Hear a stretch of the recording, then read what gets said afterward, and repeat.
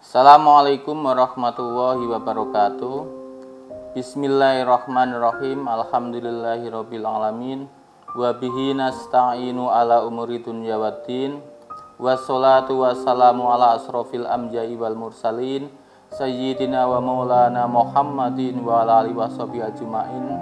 Qala Allahu ta'ala fil Qur'anil aziz. Bismillahirrahmanirrahim. Innamas shadaqatu lil fuqara'i wal masakini wal amilina 'alaiha wal mu'allafati qulubuhum wa fir riqabi wal gharimina wa fi sabilillahi wa ibnis sabil faridatan minallah wallahu samiun alim.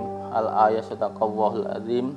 Pemirsa TV Kepri yang berbahagia, dalam sistem ekonomi Islam, zakat, infak, dan sedekah merupakan sarana yang diwajibkan oleh Allah Subhanahu wa Ta'ala untuk kita laksanakan.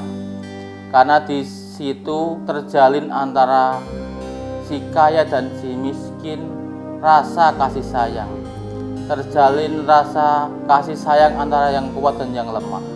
Dalam surat At-Taubah ayat 103, Allah berfirman, khud min amwalihim shadaqatun tutahhiruhum wa yuzakkihim biha wa sholli alaihim inna sholataka sakanul lahum wallahu alimun hakim. Yang artinya, khud, ambillah, min amwalihim, dari harta-harta mereka. Apa shadaqatun? Sedekah tutahhiruhum, yang bisa membersihkan harta-harta orang kaya tersebut, wa yuzakkihim, dan bisa mensucikan biha, dengan sedekah, wa sholli, dan berdoalah alaihim, kepada mereka, inna sholataka, sesungguhnya doamu itu sakanun, bisa menenangkan lahum, bagi mereka.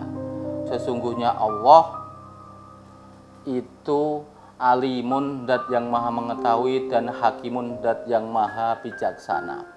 Dari ayat tadi bisa kita memahami bahwa orang kaya itu diwajibkan untuk memberikan harta-harta mereka sebagian untuk orang miskin. Siapa yang mengambil?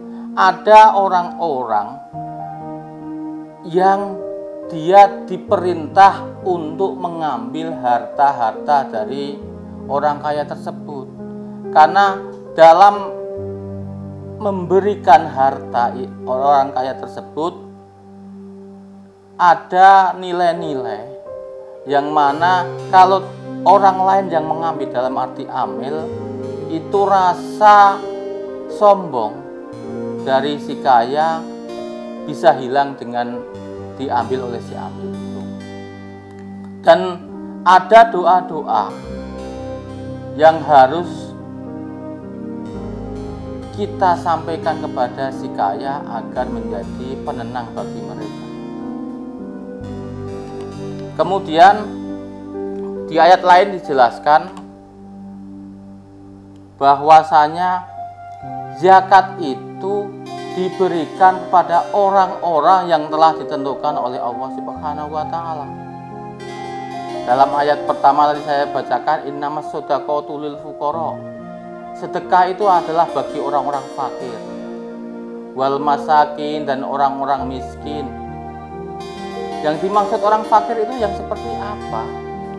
Orang fakir itu adalah orang-orang yang tidak mempunyai pekerjaan, dan apabila mempunyai penghasilan pun tidak cukup untuk mencukupi dirinya sendiri.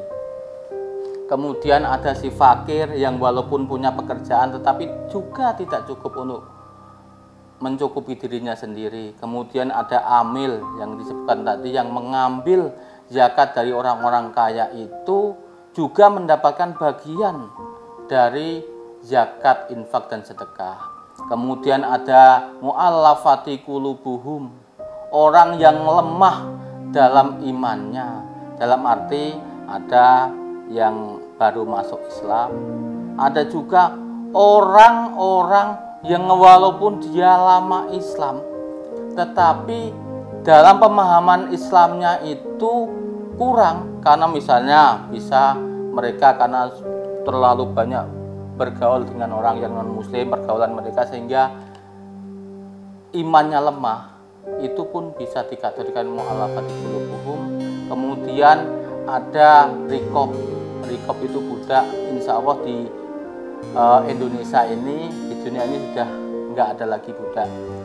Kemudian gorim, orang yang banyak hutangnya karena berjihad di jalan Allah, itu pun boleh menerima zakat, infak, dan sedekah. Kemudian fisabilillah, orang yang berjuang di jalan Allah. Kalau zaman dulu fisabilillah jihad itu perang, tapi sekarang ada guru ngaji, ada santri yang belajar ke pesantren, itu pun termasuk jihad fisabilillah. Kemudian yang terakhir, orang yang berhak mendapat zakat itu adalah ibnu sabil, pengembara. Jadi dari pemaparan saya tadi, kita mengetahui bahwasanya zakat merupakan hal-hal yang penting yang harus kita laksanakan dan diwajibkan oleh Allah Subhanahu wa taala. Dari saya awal hingga akhir, apabila ada kesalahan mohon maaf yang sebesar-besarnya. Wallahul muwaffiq ila aqwamit thoriq. Wassalamualaikum warahmatullahi wabarakatuh.